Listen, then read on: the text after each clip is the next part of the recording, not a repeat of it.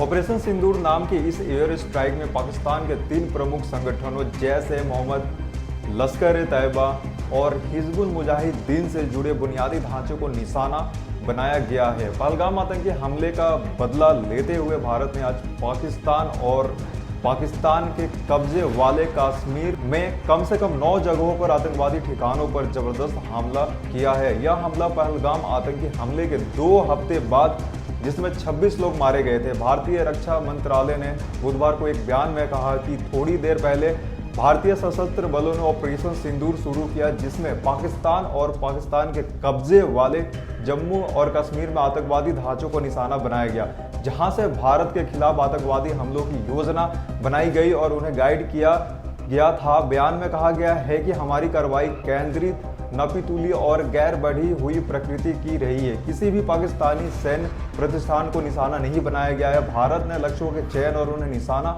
बनाने के तरीके में काफ़ी संयम दिखाया है। रिपोर्ट के मुताबिक भारत के पीओके में जिन 9 जगहों पर पाकिस्तान के ठिकानों पर हमले किए गए हैं, उनके नाम हैं बहावलपुर, मुरिदके, गुलपुर, भीमबर, चक, अमरू, बाग, कोटली, सियालकोट और मुजफ्फराबाद। ये वो ठिकाने हैं जहां आतंकियों के ठिकाने थे।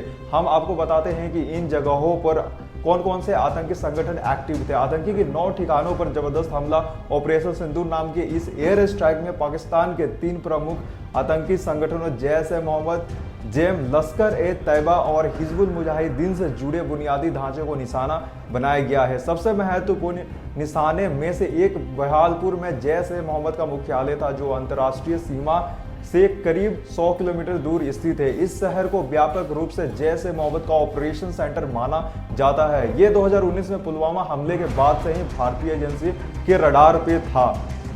बहावलपुर में सुभान अल्लाह मस्जिद, जिसे निशाना बनाकर उड़ा दिया गया है, ये वही जगह है जहां 14 फरवरी 2019 को पुलवामा में हुए आतंकी हमले की योजना बनाई गई थी। जैश-ए-मोहम्मद के कैंडरों के ट्रेनिंग का मुख्यालय केंद्र था। बहावलपुर अंतर्राष्ट्रीय सीमा से 100 किलोमीटर दूर यह जेम का प्रमुख हेडक्वार्टर है, जिसकी स्थापना मसूद अजहर ने की थी। पठानकोट हमले और पुलवामा हमले की साजिश यहीं से रची गई थी। मुराद के सीमा के करीब 30 किलोमीटर दूर लश्कर-ए-तैयबा और इसकी फ्रंट संस्था जगत-ए-दावा का सेंटर या लश्कर-ए-तैयबा का मुख्यालय प्रशिक्षण और संचालन केंद्र है, जहां से 26 से 11 मुंबई हमले की योजना बनाई गई थी। गुलपुर एलओसी से 35 किलोमीटर दूर रजौरी 2023 पूंछ हमले और 2024 में तीर्थयात्रियों पर हुए हमले की साजिश यहीं से रची गई थी। सवाई पाक अधिकृत कश्मीर के अंदर 30 किलोमीटर दूर सोनमर्ग पहले गुलपुर हमले और हाल ही में पहलगाम हमले से जुड़ा एलओसी के बेहद करीब स्थित ये कैंप घुसपैठ के लिए बेहद एक्टिव है। यह आईएसआई निगरानी में रहता है और हर ऑपरेशन से पहले यही मीटिंग होती है। जैम से लॉन्च पैड, यह केंद्र लश्कर-ए-तैयबा की गतिविधियों से जुड़ा हुआ है।